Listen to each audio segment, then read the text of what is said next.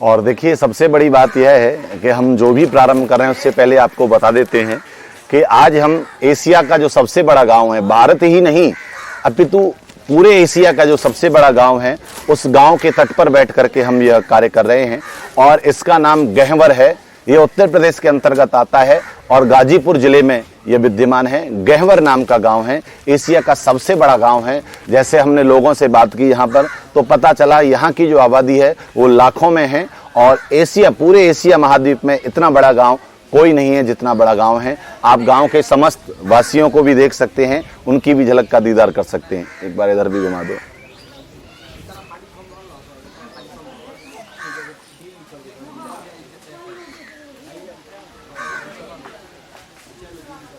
बस बस। राधे राधे महाराज जी। राधे राधे जी महाराज जी, हम ये जानना चाहते हैं, जैसे हम गंगा दशहरा मनाते हैं, ये गंगा दशहरा का पर्व होता है, हिंदुओं का सबसे अच्छा यानी हिंदू पर्व होता है ये। तो ये क्यों मनाया जाता है, किस लिए मनाया जाता है, इसके बारे में जानना चाहते हैं। जी देखिए, सबसे पहली बात कि आपने गंगा दशहरा कहा तो देखिए आप गंगा और दशहरा दो शब्द मिले हुए हैं, अर्थात इससे यह स्पष्ट होता है कि माँ गंगा के साथ में दशहरा का शब्द जुड़ा हुआ है और इसका जो संबंध है वो दशहरा का संबंध गंगा से है। जी जी। तो गंगा दशहरा जैसा कि हमने शास्त्रों में पढ़ा है, पुराणों में पढ़ा है, तो ये जो गंगा दशहरा होता है ये ज्येष्ठ माह शुक्ल पक्ष और 10वीं तिथि को, जिस समय बुधवार था और उस समय हस्त नाम का नक्षत्र था, इस हस्त नाम के नक्षत्र में माँ गंगा का प्रादुर्भाव इसी दिन हुआ था, इसलिए इसको गंगा दशहरा कहा जाता है। दूसरी बात, गंगा दशहरा का पर्व हम क्यों मनाते हैं, आपका प्रश्न ये है। तो प्यारे, सबसे बड़ी बात यह है कि गंगा को मोक्षदायिनी कहा जाता है, पितरों की कल्याण कारिणी कहा जाता है, इसलिए हम माँ गंगा दशहरा के जन्मोत्सव को और पर्व के रूप में मनाते हैं।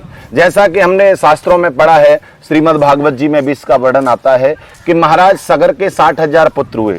उन 60,000 पुत्रों ने जो अश्वमेघ यज्ञ का घोड़ा था उसको खोजने के लिए कपिल जी के आश्रम में गए और उस आश्रम में जाकर के उन समस्त ऋषि कुमारों के आश्रम में पहुंच करके उन राजाओं ने, उन राजकुमारों ने कपिल जी से कहा कि आप यज्ञ का घोड़ा दीजिए, और कपिल जी के दृष्टिपात्र होने मात्र से और उनका नाश हो गया, वो जल करके भस्म हो गए।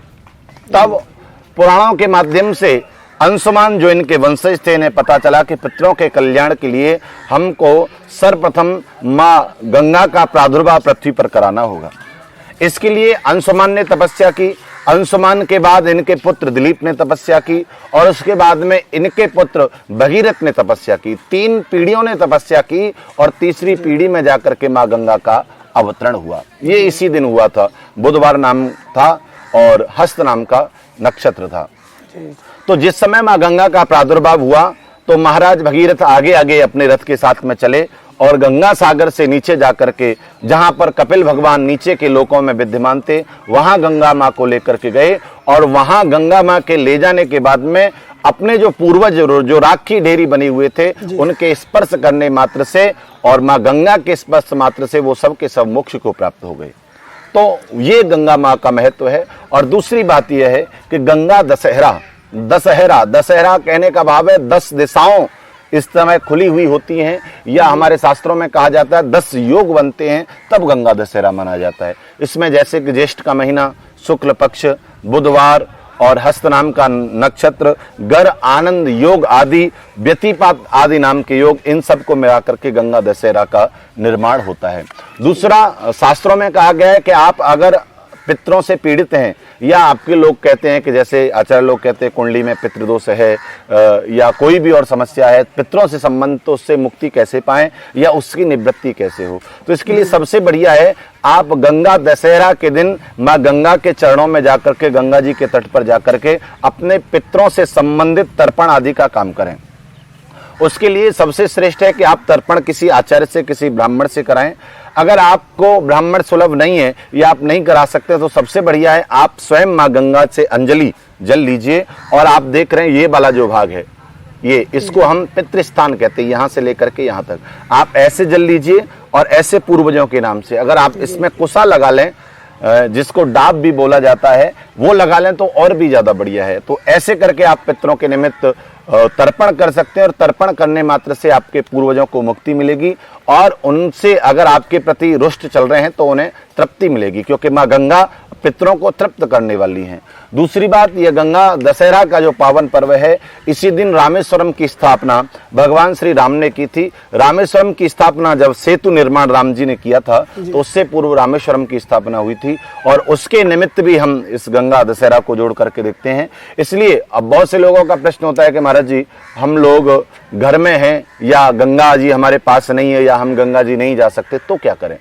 तो ऐसी स्थिति के लिए सबसे बढ़िया है, आप माँ गंगा के पास नहीं जा सकते तो आजकल हर सनातनी के घर में माँ गंगा विद्यमान है, विराजमान है। गंगा जल हर किसी घर में होता है।